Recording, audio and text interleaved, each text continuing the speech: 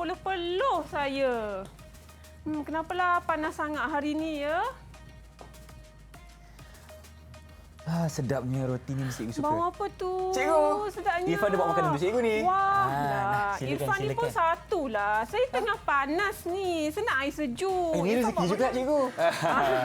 Tapi kan kalau dapat air sejuk, lagi bagus.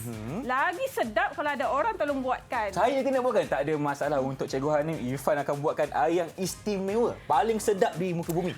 Saya tak sabar-sabar nak rasa air tangan Irfan. Kita masukkan dulu koko.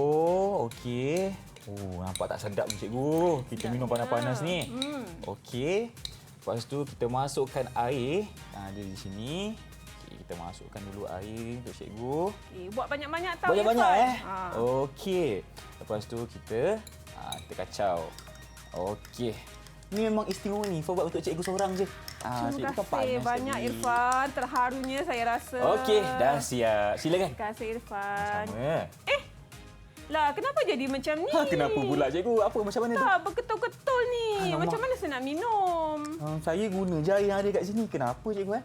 Irfan terus masuk air sejuk je tadi. Air sejuk. Sejuk. Oh, patutlah. Sepatutnya, Irfan kenalah larutkan serbuk koko tu dalam air panas dulu. Kenapa air panas tak boleh air sejuk cikgu? Kalau Irfan dan juga murid-murid di rumah nak tahu apa jawapannya, jom kita masuk kelas. Okey, jom. Kita makan dulu cikgu. Silakan.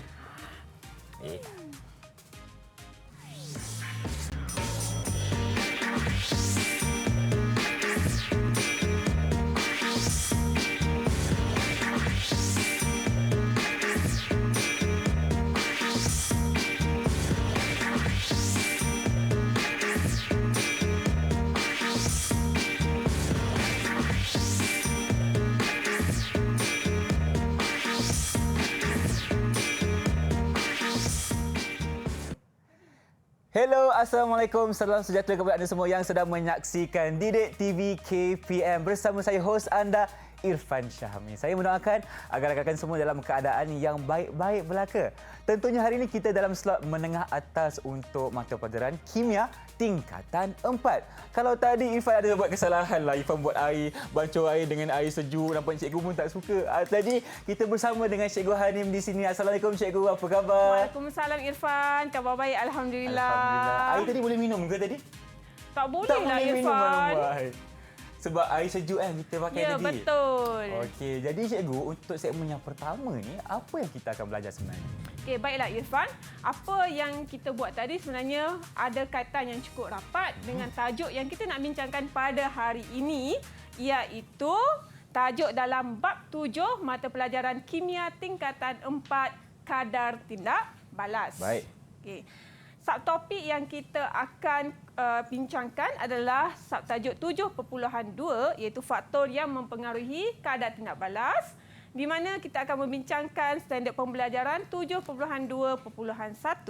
iaitu mengeksperimen untuk mengkaji faktor-faktor yang mempengaruhi kadar tindak balas. Maksudnya pada hari ini kita akan jalankan suatu aktiviti penyiasatan saintifik. Ada eksperimen cikgu? Ada eksperimen Irfan. Okey, baiklah. Tak sabar dah ni. Dan di akhir siaran ini kita harapkan agar murid-murid akan dapat menyatakan faktor-faktor yang mempengaruhi kadar tindak balas. Yang kedua, melukiskan graf kadar tindak balas melawan kepekatan dan juga graf kadar tindak balas melawan suhu. Dan yang ketiga, merumuskan hubungan antara kadar tindak balas dengan kepekatan bahan tindak balas dan juga suhu. Sebelum itu, mari kita bincangkan dahulu apa yang dimaksudkan dengan kadar tindak balas. Irfan tahu tak apa maksudnya? Tindak balas, cikgu. Irfan kurang pasti. Mungkin cikgu boleh jelaskan kepada Irfan di sini. Jadi, kadar tindak balas ini didefinisikan sebagai perubahan kuantiti bahan tindak balas atau hasil tindak balas dibahagikan dengan masa yang diambil untuk sesuatu perubahan itu berlaku. Okey. Maksudnya kita akan ambil masa. Jadi, kadar tindak balas ini dipengaruhi oleh pelbagai faktor. Cuma, untuk hari ini, kita akan fokuskan kepada 2 faktor sahaja, iaitu Yang pertama faktor kepekatan dan yang kedua faktor suhu. Jadi murid-murid di rumah bolehlah bersedia dahulu dengan buku teks kimia tingkatan 4 pada muka surat 232 dan juga 234. Baiklah. Nampaknya cikgu pun dah bagi sedikit penerangan mengenai di mana anda semua boleh cari maklumat mengenai kepekatan dan juga suhu yang merupakan faktor-faktor yang mempengaruhi kadar tindak balas. Baiklah, sekarang ini kita nak berhenti berehat dulu. Kita kembali selepas ini dengan eksperimen yang menarik. Kita jumpa anda selepas ini.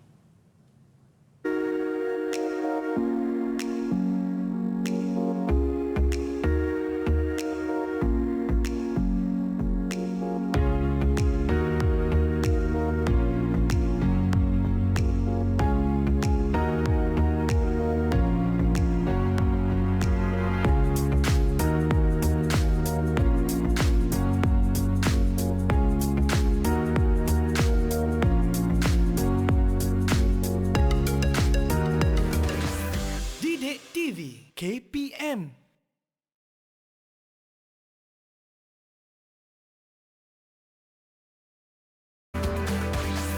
Didik TV KPM. Masih bersama kami di Didik TV KPM. Nampaknya di segmen ini kita akan melakukan eksperimen seperti yang dijanjikan oleh Cikgu Hanim tadi. Okey, jadi Betul apakah langkah-langkah yang patut kita tahu sebelum kita melakukan eksperimen, Cikgu? Silakan.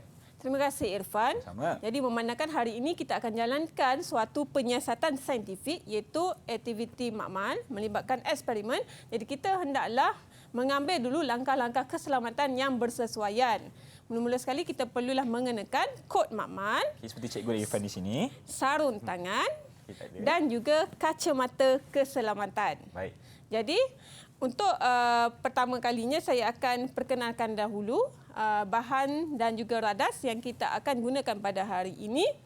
Apa yang kita ada kat sini? Kita ada larutan natrium tiosulfat yang berkepekatan 0.2 mol per desimeter padu. Kemudian larutan asid sulfurik yang berkepekatan 1.0 mol per desimeter padu. Okey, itu dua larutan kita pada hari ini. Seterusnya radas yang kita akan gunakan ada silinder penyukat. So, ini silinder penyukat 50 cm padu. Ini pula silinder penyukat 10 cm padu. Ada bika beserta dengan penitis dan kelalang kon yang bersaiz 150 cm padu. Jubin putih yang kita telah letakkan tanda X. Kalau tak ada jubin putih pun kita boleh gunakan kertas putih, tak ada masalah ya. Okey. Dan untuk mengambil masa, kita akan gunakan jam randik. Okey, ini antara bahan-bahan dan juga radas yang diperlukan. Kenapa ada X dekat jubin putih, Cikgu? Nanti kita akan gunakan tanda S itu sebagai cara untuk kita nak tahu berapa lama masa yang diambil untuk tanda X itu tidak lagi kelihatan pada pandangan mata kita. Baik. Okey, terima kasih Cikgu atas penjelasan dan mungkin kita boleh teruskan dengan aktiviti. Saya tahu Irfan dan juga murid-murid kat rumah dah tak sabar-sabar nak jalankan eksperimen. Setuju. Tetapi murid-murid, sebelum kita jalankan suatu eksperimen makmal, kita mesti tentukan terlebih dahulu senarai pemboleh ubah dan juga hipotesis eksperimen. Oleh itu, mari kita lihat slide yang telah cikgu sediakan. Okey. Eksperimen kita adalah eksperimen 7.2 iaitu mengkaji kesan kepekatan bahan tindak balas mengkaji kesan kepekatan bahan tindak balas terhadap kadar tindak balas. Apa yang kita akan manipulasikan dalam eksperimen ini adalah kepekatan larutan natrium tiosulfat, manakala pemboleh ubah yang bergerak balas pula adalah masa yang diambil untuk tanda X tidak kelihatan. Yang kita akan malarkan iaitu perkara-perkara yang kita perlu tetapkan di sepanjang eksperimen ini, antaranya adalah isi padu dan juga kepekatan asid sulfurik, jumlah isi padu campuran yang kita gunakan untuk setiap set eksperimen, suhu larutan dan juga saiz kelalang kon. Dan hipotesis adalah merupakan hubungan antara pemboleh ubah yang dimanipulasikan dan juga pemboleh ubah yang bergerak balas. Oleh itu, hipotesis bagi eksperimen kita yang ini adalah semakin tinggi kepekatan larutan natrium tiosulfat, semakin tinggi kadar tindak balas. Jadi memandangkan dalam eksperimen ini kita akan ubah kepekatan natrium tiosulfat untuk setiap set eksperimen. Jadi macam mana caranya kita nak ubah kepekatan larutan tersebut? Jadi kita akan ubah isi padu larutan natrium tiosulfat dan juga isi padu air suling yang ditambahkan ke dalam larutan natrium tiosulfat. Sama macam kalau kita nak buat air coklat tadi kan. Betul, cikgu. Kalau serbuk kokonya banyak, air ini akan menjadi pekat. Jadi kalau kita nak cairkan dia, kita tambahkan air suling. Betul.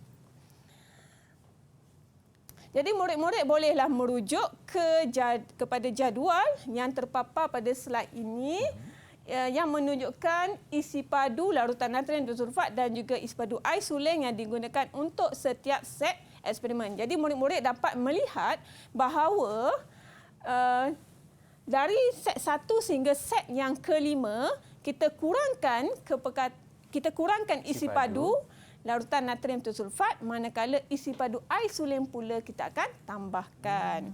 Manakala isi padu larutan asid sulfurik tetap kekal 5 cm padu. Okey.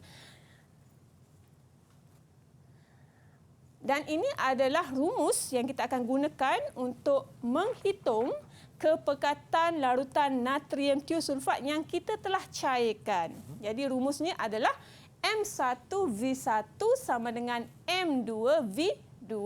Di mana M1 itu merujuk kepada kepekatan larutan natrium tiosulfat yang asal, iaitu 0.2 mol per desimeter padu.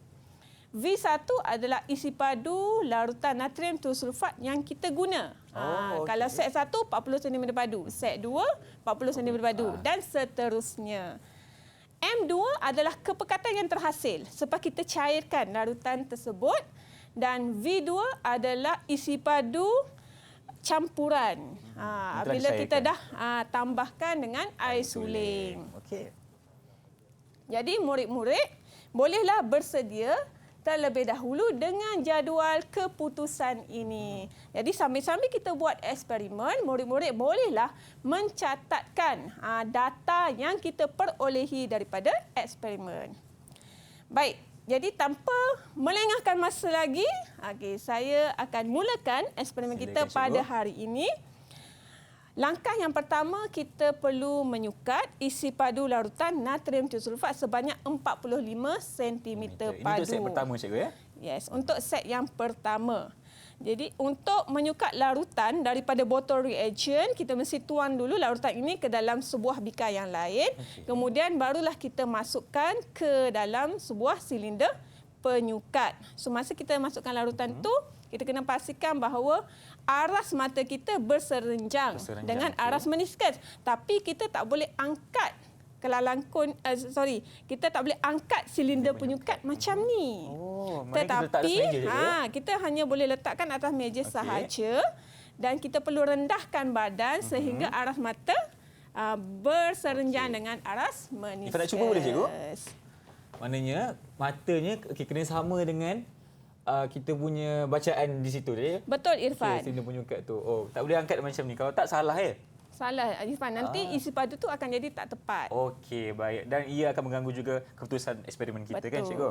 Baik, silakan. Dan prosedur yang sama juga kita gunakan untuk menyukat isi padu asid sulfurik. Cuma hari ini sebab kita nak jimatkan masa, jadi cikgu dah sukatkan siap-siap. Sukatkan siap larutan natrium tiosulfat dan juga larutan asid sulfurik sebanyak 5 cm padu. Jadi mula-mula sekali kita akan tuangkan larutan natrium tiosulfat ke dalam sebuah kelalangkut. Okey, kita tuang dulu. Okey. Baik. Kemudian kelalangkut ini kita terus letakkan di atas jubin putih yang ada tanda X itu tadi. Dan kita akan campurkan dengan larutan asid sulfurik sebanyak 5 cm padu. Dalam masa yang sama, kita kena terus bersedia dengan jam randik sebab sebaik sahaja kita masukkan accessory ini, tindak balas terus berlaku. Jadi kita kena terus tekan jam randik. Baik, saya akan masukkan sekarang. Larutan accessory ini perlulah dimasukkan dengan berhati-hati dan cepat. Dalam masa yang sama, kita pusarkan ke lalangkon secara perlahan-lahan sepanjang eksperimen dan kita lihat tanda X pada jubin putih itu dari atas mulut ke lalangkon. Apabila tanda X sudah tidak lagi kelihatan dari pandangan atas, maka kita hentikan jam randik dengan serta-merta. Jadi kenapa kita kena tengok tanda X itu dari atas mulut ke lalangkon? Sebab sebenarnya tanda X itu masih ada. Jadi kalau kita tengok dari sisi, tanda X masih ada. Jadi sebab itu kita perlu tengok dari pandangan atas. Okey, jadi Irfan, boleh tak cikgu nak minta tolong Irfan tolong rekodkan boleh, cikgu, tak ada masa masalah. untuk set yang pertama. Okey. Jadi masa yang tercatat pada jam randik ini adalah lebih kurang 18.4. 18.4. Di sini cikgu ya? Ya. Mungkin Masa murid-murid diambil, di okey. rumah juga nak tengok. Okey, jadi kita paparkan melalui slide untuk set yang pertama 18.4 saat. Okey. Cikgu Irfan nak tanya, kalau Ya, kita tak Irfan. letak perpuluhan, contohnya macam nanti keputusannya adalah 20. Kalau kita tak letak perpuluhan kosong tu betul ke salah cikgu? Betul, tetapi kurang tepat, Kurang tepat, untuk okey. mata pelajaran kimia. Sebab bacaan dalam jadual Okey. mestilah seragam. Dan untuk bacaan radas mesti ada titik perpuluhan. Baik. Jadi untuk bacaan radas bagi jam randik mestilah mempunyai satu titik perpuluhan. Terima kasih Okey. cikgu. Jadi, Silakan. untuk set yang seterusnya, kita akan ulang prosedur yang sama. Masih lagi menggunakan kelalangkon yang bersaiz sama. Okey, jadi kat sini cikgu ada 4 lagi kelalangkon yang bersaiz sama. Tapi untuk set kedua sehingga set yang kelima, cikgu sudah pun jalankan di makmal. Cuma sekarang ni, Ya, saya. cikgu nak minta tolong Irfan boleh. untuk melihat masa yang terpapar pada jam randik. Nak Boleh, tengok sama ada Irfan boleh baca jam randik dengan betul ataupun tidak. Okey, Jadi kita tengok sebelah cikgu sini. nak ujilah sikit. Boleh. Tengok macam mana kejap Ini lagi. adalah untuk set yang kedua. Set Okey. yang kedua. Okey, berapa bacaan jam randik itu Irfan? Okey, kalau ikutkan bacaan set jam randik untuk set yang kedua ni 21 cikgu. Betul. Tapi kena Tapi- letak perpuluhan kosong. Pandai. Okey. Nampaknya Irfan cepat belajar. 21.0. Kosong. Baik. Bagus. Perlu tak kita letak unit? Tak perlu sebab dah ada dekat kita punya kita punya set eksperimen di sebelah kiri ni. Dia dekat laju yang Laju. pertama. Betul. Betul. Bagus Irfan. Cuma unit tu tetap wajib. Tetap Cuma bila wajib. dah ada dalam laju pertama, jadi kita tak payah ulang lah. Okey, ini pula untuk bacaan untuk yang set yang ketiga. Yang ketiga 25, 26, 27 cikgu. Betul. Okey. 27 Perpuluhan perpuluhan kosong. kosong. Okey. Okey. Seterusnya, set yang keempat. Dia tak sampai 40 lagi. Kan cikgu kan? Tak sampai 40 lagi. 36, 37, 38, 39, 39.8. Okey. Mungkin cikgu bergerak Okey. ke Bisa belakang kurang nampak, sikit. Okey. Mungkin kita boleh bulatkan sikit. Ini 35 kan? okey. Okey, ini 35. Sebenarnya ini sudah 36. Oh, okey, Ini 37, 38, 39. 39. 40 dah. Macam mana kita nak tahu dia dah capai 40 ataupun tidak? Sebab kita tengok garisan yang ni dia lebih tebal. Oh, Ifan kurang nampak tadi cikgu. Garisan Okey. yang ni lebih tebal, maksudnya dia sudah pun mencecah 40 saat. Okey. Jadi 40.6. 40.6. Bagus Okey. Irfan. 40.6. Murid-murid kat rumah pun kena baca sekali tau. Okey. Dan set yang kelima Set yang terakhir Irfan. 21, 22, 23, 24.8 cikgu. 6. Adakah Irfan pasti?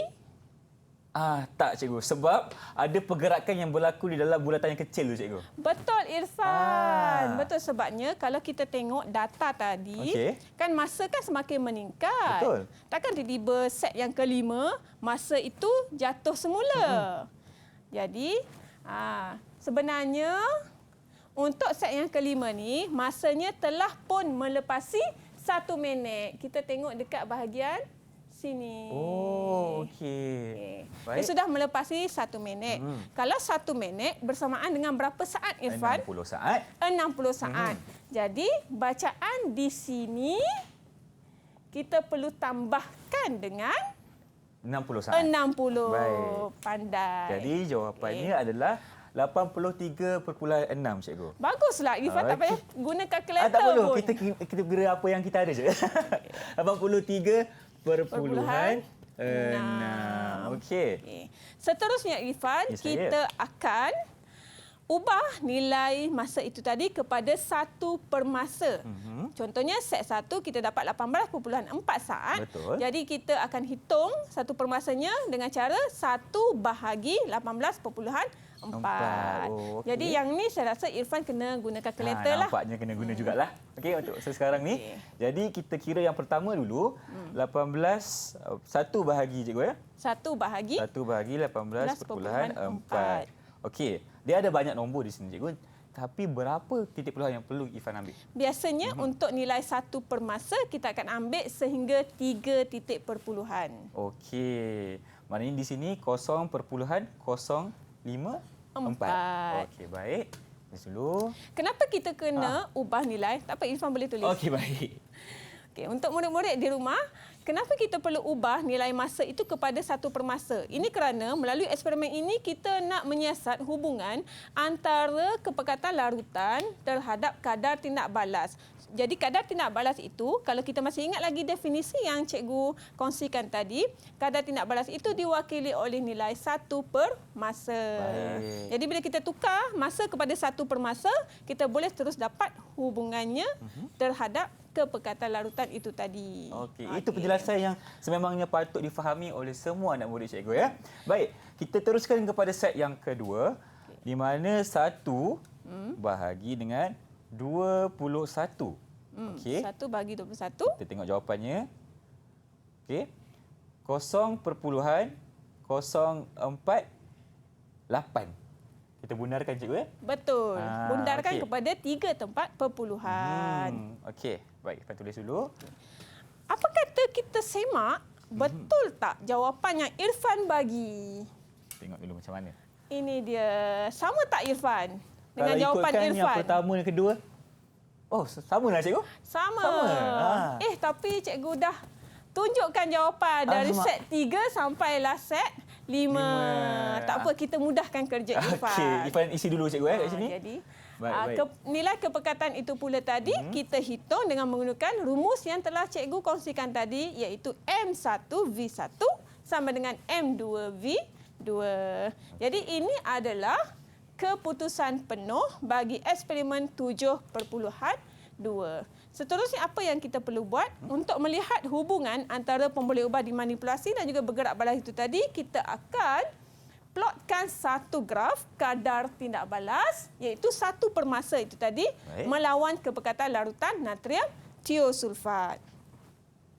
Jadi ini adalah bentuk graf yang kita akan dapat. Jadi bila kita melukiskan graf, cikgu nak tekankan kepada murid-murid sekalian, perkara pertama yang kita perlu ambil berat adalah paksi beserta dengan unit. Okey, paksinya mestilah berlabel dan perlulah diletakkan unit. Sebab yang ni kadang-kadang murid-murid selalu lupa. Hilang tak markah cikgu kalau kita terlupa dia letak unit? Betul. Walaupun kesilapan itu kecil sahaja. Seterusnya, kita perlu letakkan skala yang seragam pada paksi X dan juga pada paksi Y. Seterusnya, kita akan sambungkan titik-titik kita tadi. Disebabkan graf ini adalah graf kadar tindak balas Baik. melawan kepekatan, maka satu permasa itu tadi akan menjadi paksi Y, manakala kepekatan akan menjadi paksi X. Okey. Jadi Irfan, Ya, saya. berdasarkan graf yang terpapar ini, apa bentuk graf yang kita dapat Irfan? Okey, berdasarkan pemerhatian Irfan, ini adalah graf garis lurus, cikgu. Betul Sebab naik ke Irfan. atas. Betul. Ini adalah graf garis lurus. Jadi bila kita dapat graf garis lurus, maksudnya apa yang kita boleh katakan tentang hubungan antara kepekatan dan juga kadar tindak balas. Okey, antara hubungannya Irfan boleh buat sekarang ni adalah semakin pekat larutan bahan kimia, semakin tinggi kadar tindak balas yang akan berlaku, cikgu. Okey. Ah. Jawapan Irfan itu betul. Betul. Tetapi ada silap sikit sahaja. Kat mana salahnya, cikgu? Sebab kita sebenarnya tidak boleh sebut semakin pekat larutan. Okey. Tetapi kena sebut semakin tinggi larutan, semakin tinggi kepekatan larutan natrium tiosulfat, semakin tinggi kadar tindak balas. Jadi Okey. samalah seperti graf yang kita dapat ini. Sebab semakin tinggi nilai kepekatan, semakin tinggi nilai satu per massa, maksudnya semakin tinggi kadar tindak balas. Okey, cantik. Jadi Irfan, Ya, saya. boleh tak hipotesis eksperimen kita ini diterima? Diterima, cikgu. Alhamdulillah. Bagus Irfan. Okey. Nampaknya kita sudah selesai dengan eksperimen yang pertama di mana hipotesis pun telah pun diterima. Okey. Selepas ini kita akan teruskan dengan eksperimen yang seterusnya, tapi kita dapat berehat dulu. Jumpa anda lagi selepas ini. Jangan ke mana-mana.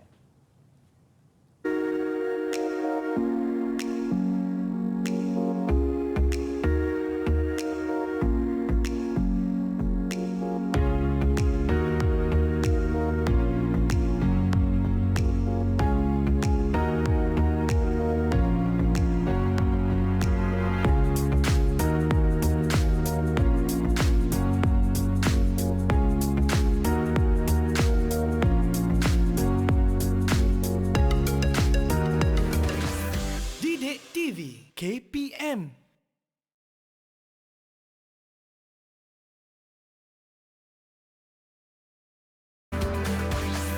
Didik TV KPM.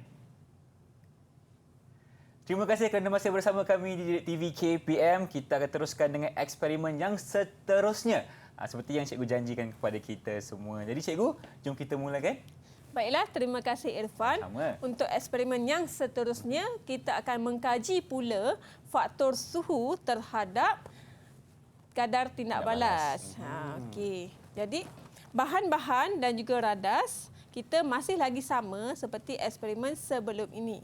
Jadi sama juga macam sebelum ni, sebelum kita jalankan eksperimen, kita tentukan terlebih dahulu senarai pemboleh ubah dan juga hipotesis eksperimen.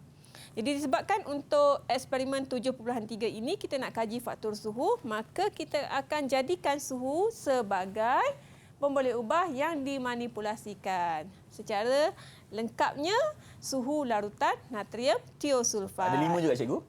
Ada 5 set eksperimen set juga.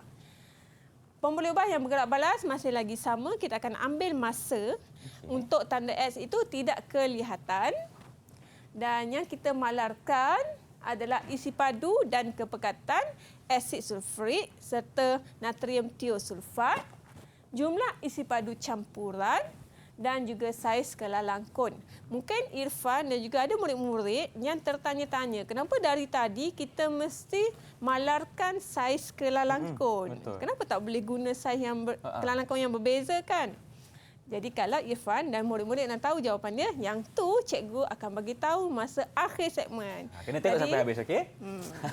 Baik, silakan cikgu. Hipotesis adalah hubungan antara pemboleh ubah yang dimanipulasikan dan juga pemboleh ubah yang bergerak balas. Jadi sebabkan pemboleh ubah dimanipulasikan kita adalah suhu, maka hipotesis kita adalah semakin tinggi suhu larutan natrium tiosulfat, semakin singkat masa yang diambil untuk tanda X tidak kelihatan. Adakah hipotesis ini betul? Nak tahu betul ke tidak, kita kena jalankan eksperimen. Okey.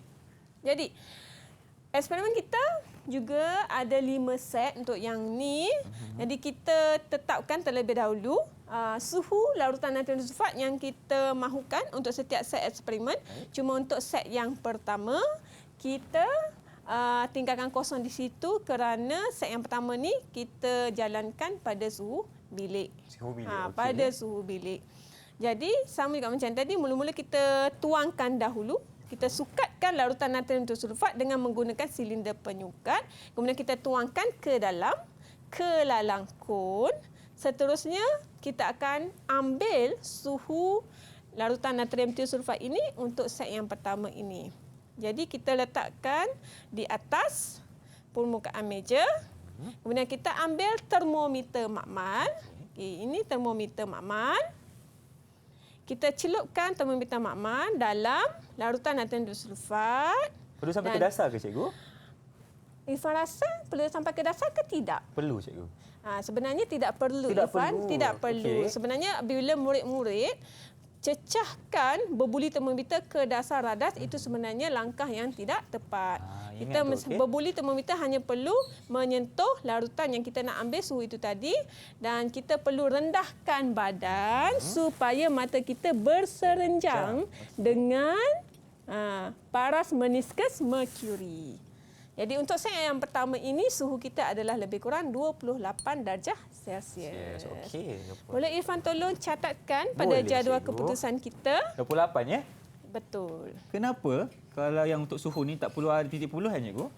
Sebab skala pada termometer tidak memerlukan untuk kita meletakkan titik perpuluhan. Okey. Dah faham? Silakan. Kemudian kita akan jalankan prosedur eksperimen sama juga seperti tadi.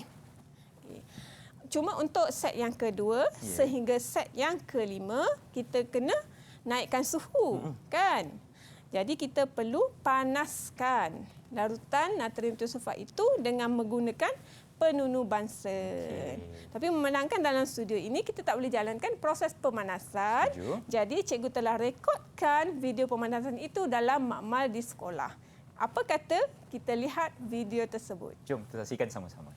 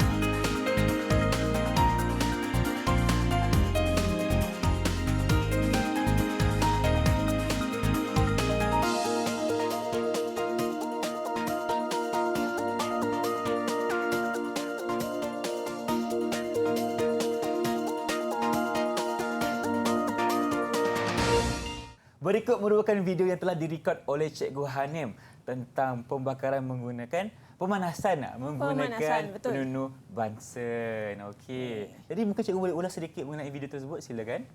Sama juga macam set yang pertama tadi, sama juga macam cara kita mengambil bacaan suhu larutan natrium sulfat.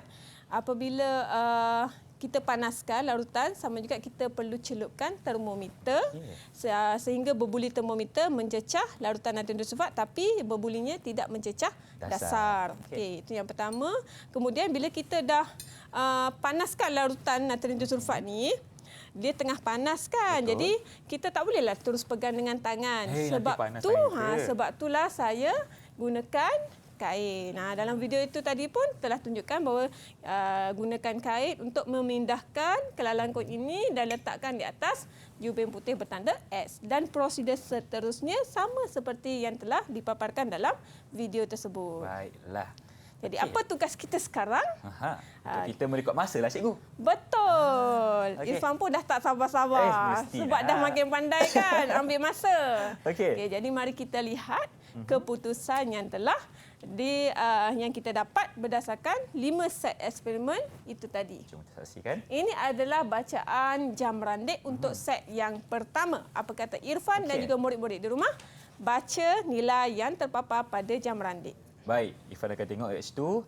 16, 17, 18, 18,4 cikgu. 18.4. Betul Irfan. Okey, kat sini 18.4. Okey, jom set yang kedua. Set yang kedua pula Set yang kedua adalah 5, 6, 7, 8, 9, 9.4.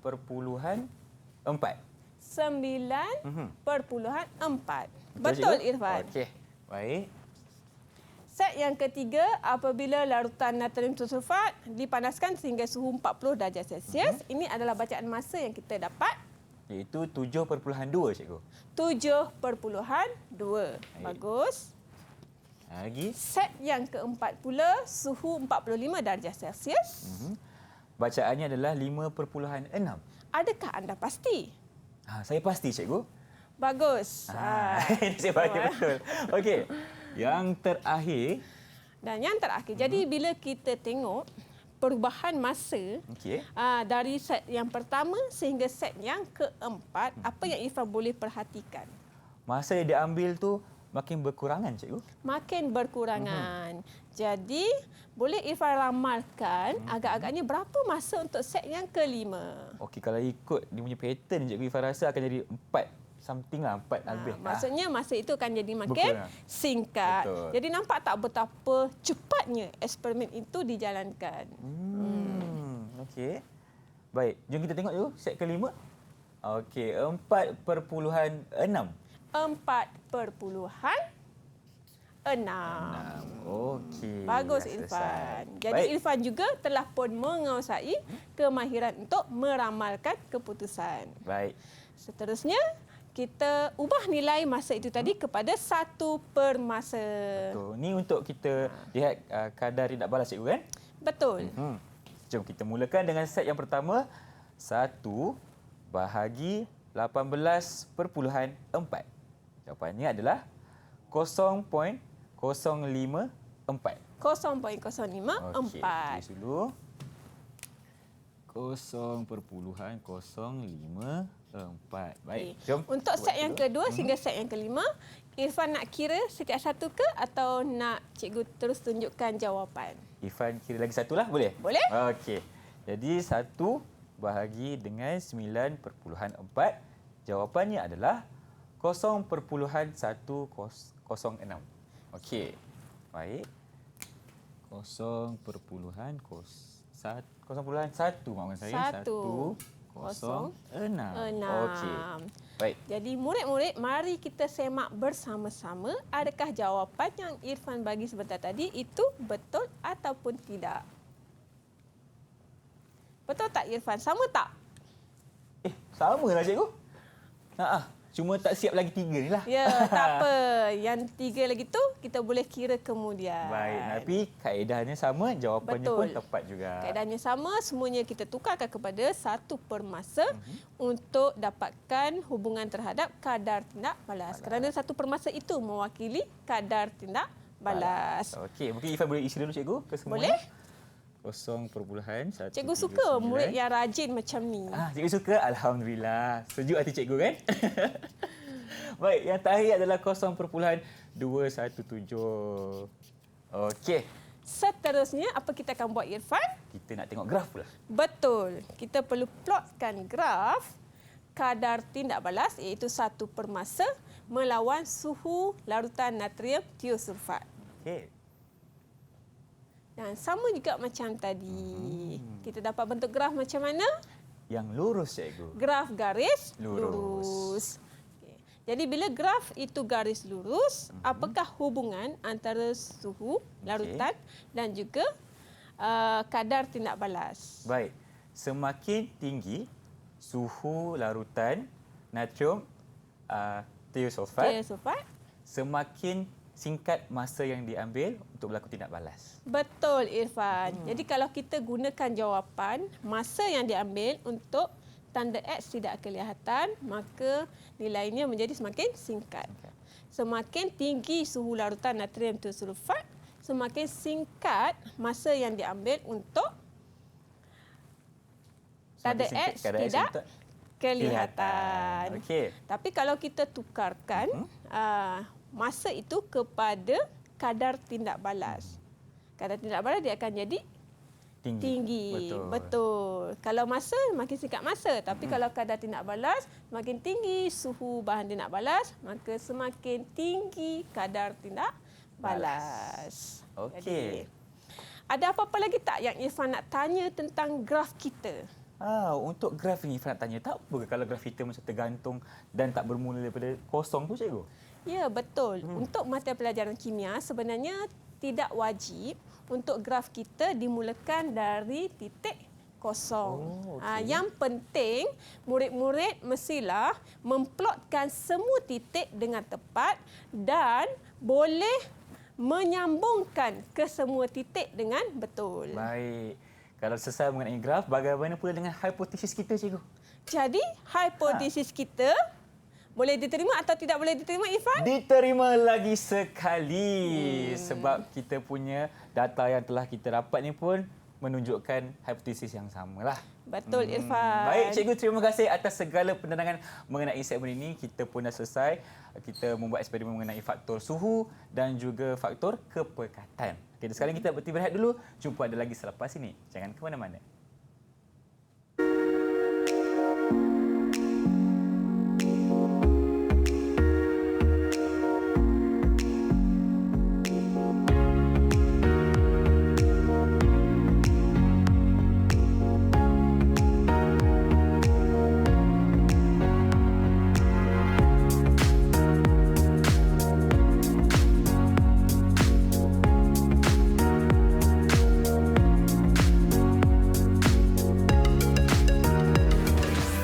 Didik TV KPM.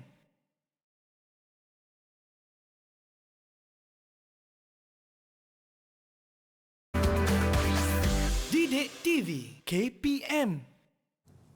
Bertemu kembali kita di TV KPM di mana kita sudah sampai di segmen untuk rumusan. Kenapalah ada makanan dekat Irfan ni, cikgu? Belum makan lagi, ya? Belum boleh makan lagi, Irfan. Teruskan lagi dengan rumusan dulu. Silakan, cikgu. Belum habis lagi. Okey. Jadi, alhamdulillah kita telah pun berjaya menjalankan eksperimen dengan lancar. Betul. Ada 2 eksperimen yang kita telah jalankan, itu mengkaji kesan kepekatan terhadap kadar tindak balas dan yang kedua mengkaji kesan suhu terhadap kadar tindak balas. Dan eksperimen juga berjalan lancar sebab saya pun ada pembantu yang sangat bagus. Alhamdulillah. Berkat cikgu mengajar saya hari ini. Okey. Baiklah. Sekarang Irfan, Ya, saya. kita nak bincangkan dapatan eksperimen. Okey. Jadi kalau macam tadi, bila cikgu campurkan larutan natrium tiosulfat dengan asid sulfurik, kita dapat lihat bahawa larutan itu berubah. Campuran betul. itu berubah. Seperti yang kita dapat lihat di sini. Okey. Jadi apa yang Irfan boleh katakan tentang perubahan ataupun pemerhatian yang Irfan boleh dapat daripada hasil Eksperimen kita. tindak balas kita? Okey, kalau kita lihat bentuk asal ataupun warna asal larutan bahan kimia tu memang warnanya jernih. Tetapi bila dicampurkan, cikgu, dia menjadi warna keruh. Menjadi warna keruh. Dia jadi apa yang Irfan bagi tahu tadi sebenarnya ideanya ada, bagus. Idea ada, cuma pilihan istilahnya kurang tepat. Okey. Bagi larutan yang sebegini, okey, kita sebut warna dia bukan jernih, Warna Irfan. jernih, okey. Warna apa, Tetapi cikgu? tidak berwarna. Tidak berwarna. Asalnya tidak Okey. berwarna, tapi bila kita dah campur, lama-kelamaan dia menjadi semakin keruh. Jadilah macam ni, Jadi, cikgu. jadi kenapa yang jadi keruh tu? Sebenarnya jadi keruh tu sebab ada mendakan. Ada mendakan. Okey. Warna apa, Irfan, mendakan tu? Warna macam putih nak hijau sikit pun ada juga. Irfan kena pakai cermin mata ni. Kenapa, cikgu? Sebab mata cikgu nampak warna kuning. Warna kuning ke? Mungkin kita tengok mata cikgu dah. Kita tengok warna kuning. Jadi Boleh, ini, boleh. Jadi murid-murid di rumah, Selepas kita campurkan larutan natrium tiosulfat dengan asid sulfurik tadi, kita akan dapat mendakan yang berwarna kuning. Okey. Selain daripada itu Irfan, Ya, saya. apa lagi yang Irfan perasan semasa kita jalankan eksperimen tadi? Ada satu bau yang kurang enak dikeluarkan, cikgu. Betul, bau tu adalah bau sengit. Bau sengit. Bau sengit maksudnya tindak balas ini telah membebaskan suatu gas. Apa gas yang terbebas itu dan apakah mendakan yang terbentuk? Jadi kalau kita nak tahu dengan betul dan tepat, maka kita perlu tuliskan persamaan kimia yang seimbang. Persamaan kimia yang seimbang. Jadi mari kita sama-sama lihat persamaan kimia seimbang bagi tindak balas ini. Jadi kita dapat lihat di sini apabila larutan natrium tiosulfat bertindak balas dengan asid sulfurik, ianya akan menghasilkan larutan natrium sulfat dan air serta gas sulfur dioksida dan juga pepejal sulfur. Okey. Jadi sebenarnya gas yang berbau sengit itu tadi adalah gas sulfur dioksida. Oh, itulah baunya, cikgu. Bau, Itu bau sengit. baunya, bau sengit. Manakala sulfur itu pula adalah pepejal yang berwarna kuning. Oh, mendakan yang berlaku di sinilah. Betul. Okey, cikgu. Dan Irfan tertanya-tanyalah, cikgu, apa kaitan ataupun kepentingan untuk kita belajar topik ni, cikgu? Banyak kepentingan Irfan sebab sebenarnya kita banyak jumpa dalam kehidupan seharian kita faktor suhu dan juga faktor kepekatan ni. Apa antaranya? Jadi misalnya kalau kita dapat lihat di hadapan kita ni, kita ada roti, kita ada buah. Kadang-kadang kita makan tak habis. Betul tak? Betul. Dan kadang-kadang kita nak simpan lama.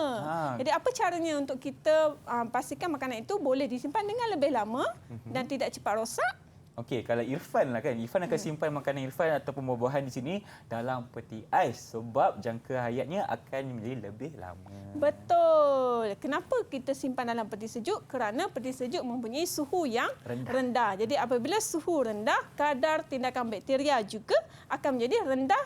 Jadi makanan tidak akan mudah rosak. Okey. Dan satu lagi, mungkin kita boleh kongsikan satu lagi aplikasi. Silakan. Misalnya kadang-kadang kita nak masak daging. Betul. Daging memerlukan masa yang lama Setuju, untuk cikgu. empuk. Kalau nak raya, cikgu, lama mak kita kat dapur tu nak masak Jadi rendang. kalau kita nak singkatkan masa, kita kena gunakan suhu yang tinggi.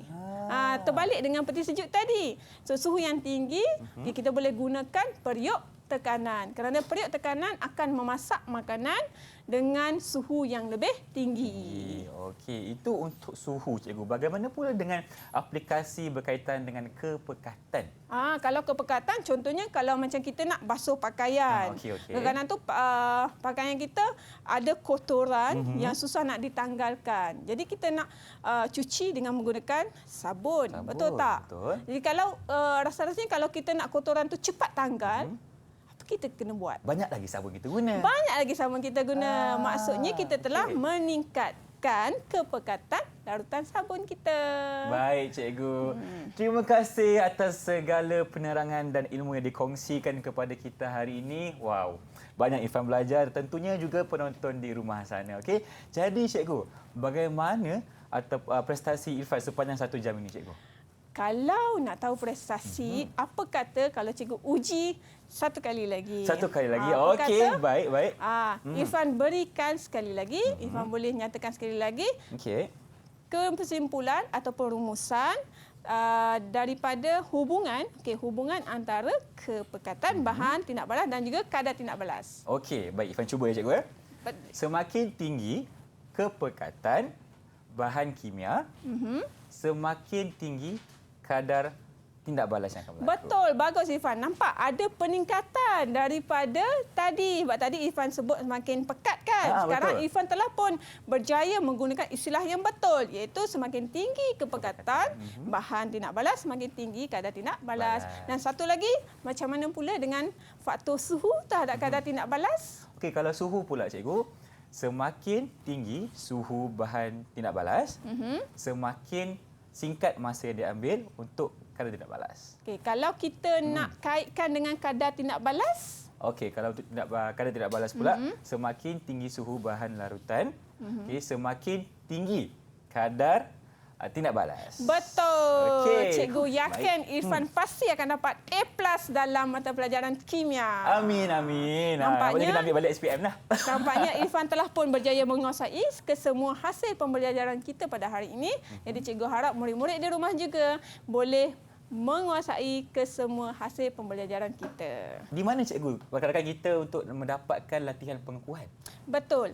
Jadi sekiranya murid-murid ingin mendapatkan sumber rujukannya lebih lanjut dan juga latihan yang lain, murid-murid bolehlah melayari laman sesawang KPM Sumberku seperti yang tertera di kaca televisyen. Mak. Terima kasih cikgu atas segala perkongsian hari ini. Saya pun percaya rakan-rakan saya berjaya mendapat kefahaman yang lebih tinggi selepas menonton rancangan kita hari ini, cikgu. Baik, kalau InsyaAllah. rezeki kita berjumpa lagi. Assalamualaikum. Bye-bye.